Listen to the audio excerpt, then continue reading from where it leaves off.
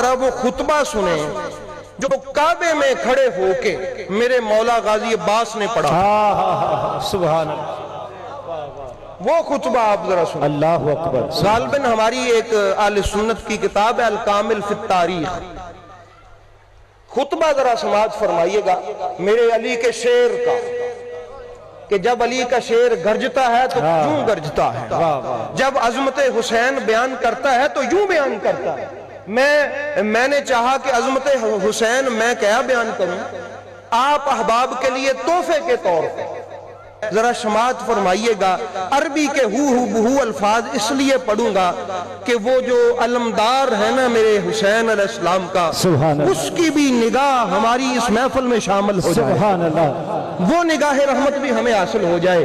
آپ جب وہ طواف چھوڑا نا، حج چھوڑ کے جانے لگے، اس وقت میرے آقا حسین جانے لگے تو میرے مولا غازی عباس نے التجا کی کہ اور تو مجھے کچھ کرنے کی اجازت نہیں ہے، اگر حکم دیں تو ایک چھوٹی سی تقریر کر لوں. میرے مولا حسین نے فرمایا کر لیں آپ. اب مولا غازی عباس کعبے کی چھت پہ کھڑے ہوئے. کس پہ کھڑے ہوئے؟ کعبے کی چھت پہ. ذرا توجہ دیجئے گا، آپ علی کے شعر کا انداز گفتگو سنیں ذرا. غازی عباس محو گفتگو ہوئے تو کیسے ہوئے؟ بڑی سب کی توجہ ہے، وہ آخر والوں کی بھی توجہ ہے.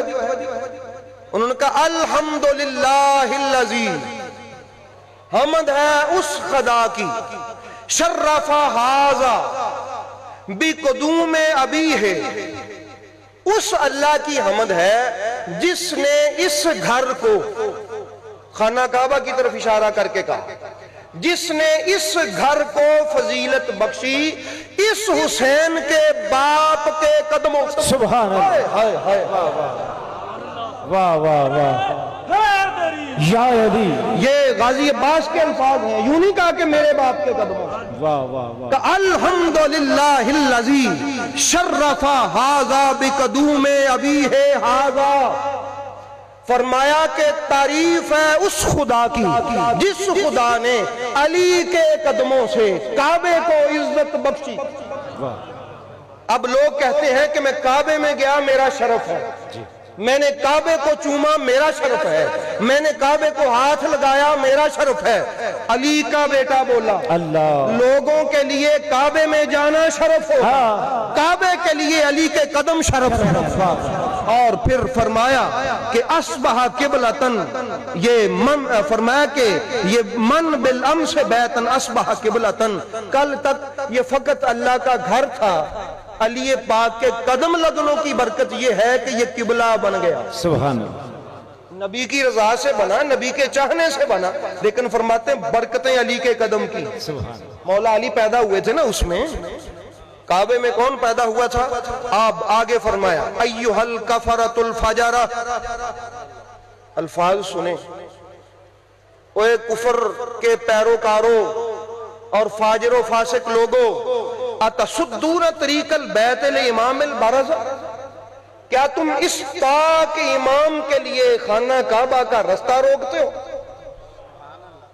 من ہوا احق بہ سائر البریۃ، اس سے بڑھ کر کعبے میں آنے کا حقدار اور کون ہے؟ غازی عباس فرماتے ہیں ومن ہوا ادنیٰ بہ، اور اس حسین پاک سے بڑھ کر بیت اللہ کا قریبی کون ہے؟ اگر اللہ کا کوئی قریبی ہے تو یہ سب سے حسین ہی قریبی ہے.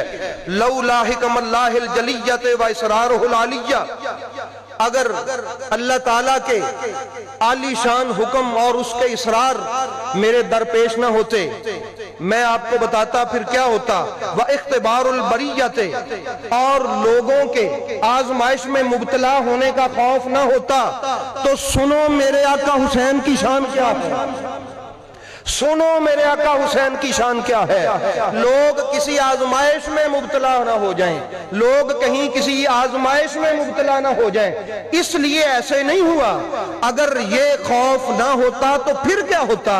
لَتَّارِ الْبَيْتُ إِلَيْهِ قَبْلَ أَن يَمْشِ لَدَيْهِ، اس سے پہلے کہ حسین کعبے کی طرف آتا، یہ کعبہ اڑ کے حسین کے قدموں میں جاتا، سبحان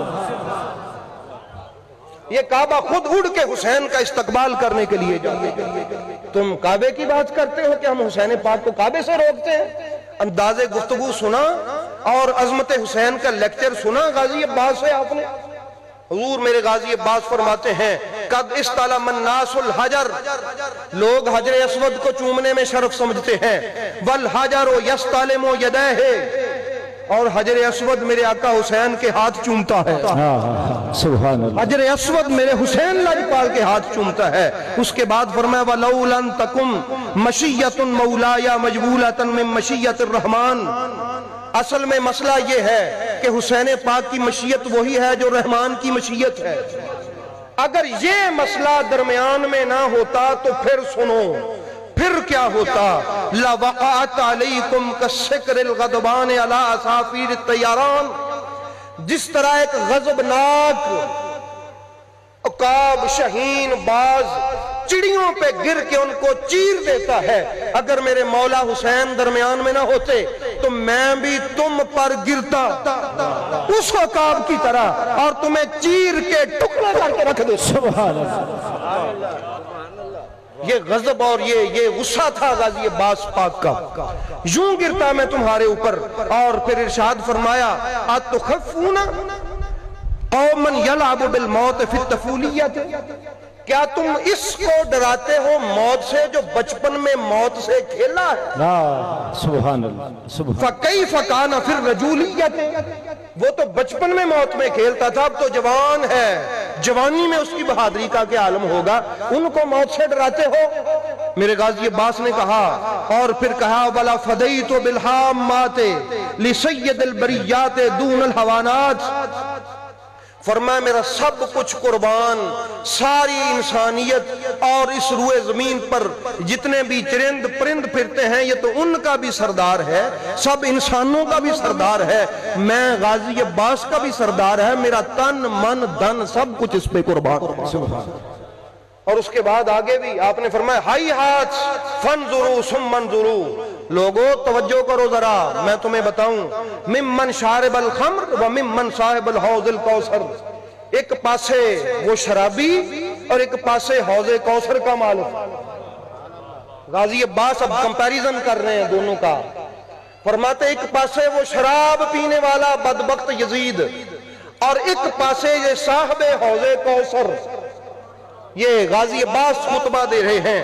اور پھر فرماتے ہیں وَمِمَّنْ فِي بَيْتِهِ الْوَحْيُ وَالْقُرْآنِ، ایک پاسے وہ جس کے گھر میں وحی اور قرآن نازل ہوتا ہے، وَمِمَّنْ مِنْ بَيْتِهِ اللَّهْوَاتُ وَالدَّنَاسَاتُ، اور ایک پاسے وہ جس کے گھر میں بہودگی ہے، جس کے گھر میں بے حیائی ہے، جس کے گھر میں شریعت سے دوری ہے، ایک پاسے وہ، اور وَمَنْ فِي بَيْتِهِ التَّطْهِيرُ وَالْآيَاتُ، اور ایک پاسے وہ جس کے گھر میں پاکیزگی ہے اور اللہ کی آیتیں اتری ہیں۔